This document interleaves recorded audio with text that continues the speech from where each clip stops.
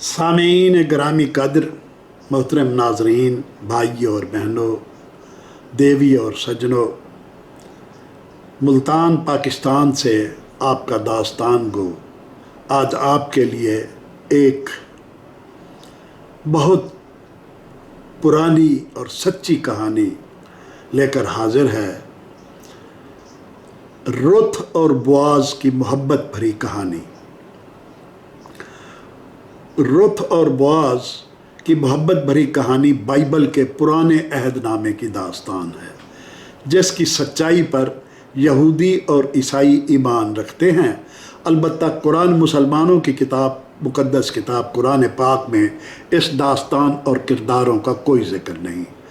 ये तकरीबन 1150 कबल मसीह की दास्तान है, यानी 3500 साल पुरानी दास्तान या यानी ये तकरीबन 1150 कबल मसीह की दास्तान है, यानी तकरीबन 3500 साल पुरानी दास्तान, जो इब्रानी बाइबल के बाब रुथ की किताब या रुथ नामा में दर्ज है।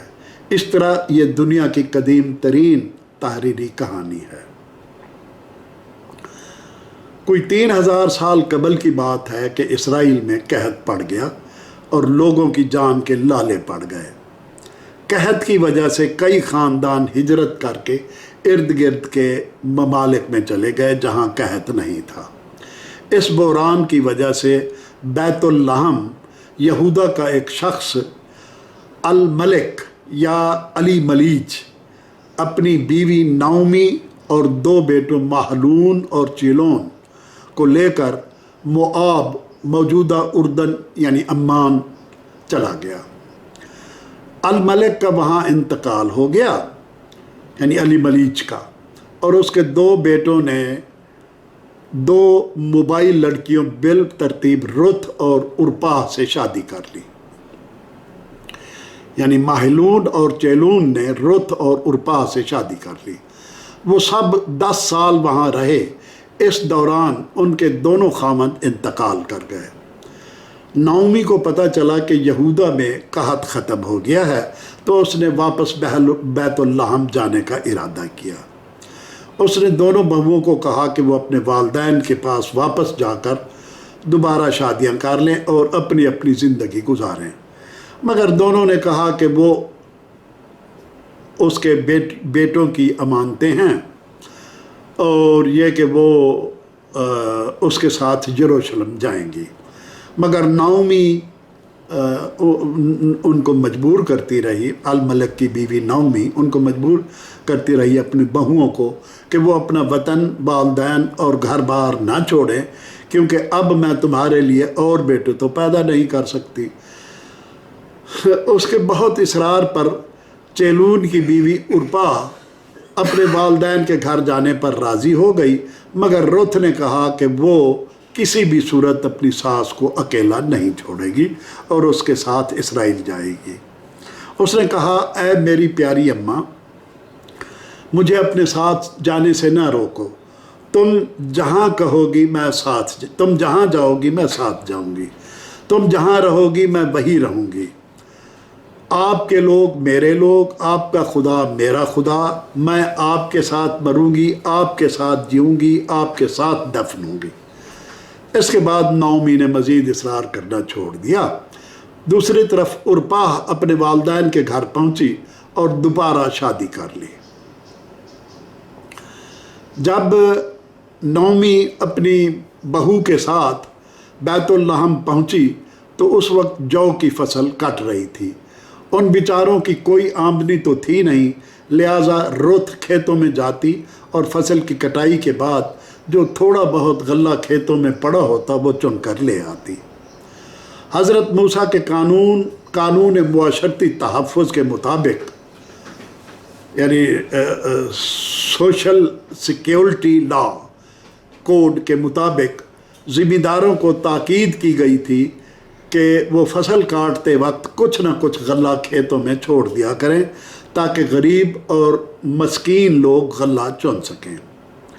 रुथ आम तौर पर यरूशलेम के सबसे बड़े रईस ज़िम्मेदार बोआज के खेतों में जाती, जिसने अपने मज़दूरों को हुक्म दे रखा था कि वो 10% गल्ला खेतों में मसाकीन के लिए छोड़ दिया करें। वो सलमान और रहब का बेटा था, यानी उसका बाप सलमान और उसकी माँ रहब थी। रुत को सबसे ज़्यादा गल्ला बोआज के खेतों से मिलता था और उनका अच्छा गुजारा हो जाता था। वो रुत के ससुर अल मलिक का दूर पार का रिश्तेदार भी था बोआज। बोआज वक्तन फ़वक्तन अपने खेतों का चक्कर भी लगाता ताकि इस बात को यकीनी बना सके कि मज़दूर उसकी हिदायत पर मुकम्मल तौर पर अमल भी करते हैं या नहीं। एक दिन वो अपनी जागीर का चक्कर लगा रहा था कि उसने एक नई खातून को देखा जो गल्ला चुनने के लिए बहुत मेहनत कर रही थी। बोआज ने अपने मज़दूरों के अफसर से इस नई खातून के बारे में दरियाफ्त किया तो उसे नाओमी की बहू रुत के बारे में पता चला। चूँकि नाओमी उसकी दूर पार की रिश्तेदार थी, बोआज ने रुत से कहा कि आइंदा वो किसी और के खेत पर ना जाया करे। अगर तुम्हें प्यास लगे तो तुम मज़दूरों के लिए रखे गए पानी के मटके से पानी पी लिया करो।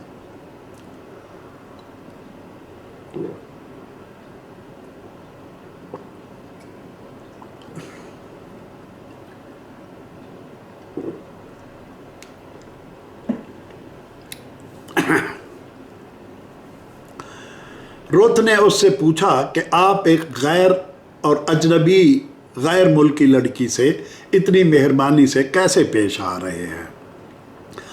तो उसने जवाब दिया कि मुझे मालूम हुआ है कि तुम मेरे एक रिश्तेदार की मजबूर बेवा बहू हो और तुमने मेरी भाभी नाओमी की खिदमत के लिए अपने वालदैन, वतन और रिश्तेदार छोड़ दिए हैं।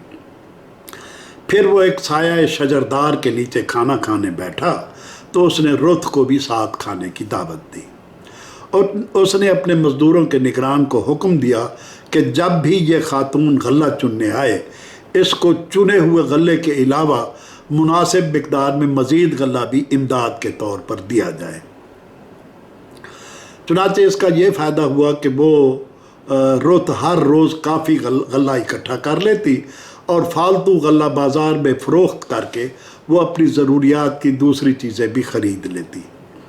बोआज हमेशा इस बात का ख्याल करता कि गल्ला चुनने के लिए आने वाली ख़वातीन के साथ उसके मज़दूर और निगरान कोई ज़्यादती या बेहूदगी ना करें। उन दिनों ये आम बात थी कि मज़दूरों के ठेकेदार उस खातून को ज़्यादा गल्ला चुनने देते जो उनकी हवस को पूरा करती, मगर बोआज ने इस हरामज़दगी की सख्त ममानियत कर रखी थी।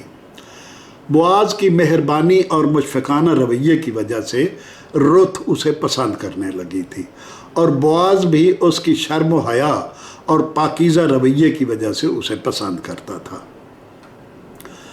दोनों की उम्रों, हैसियत और कौमियत में काफ़ी फ़र्क था।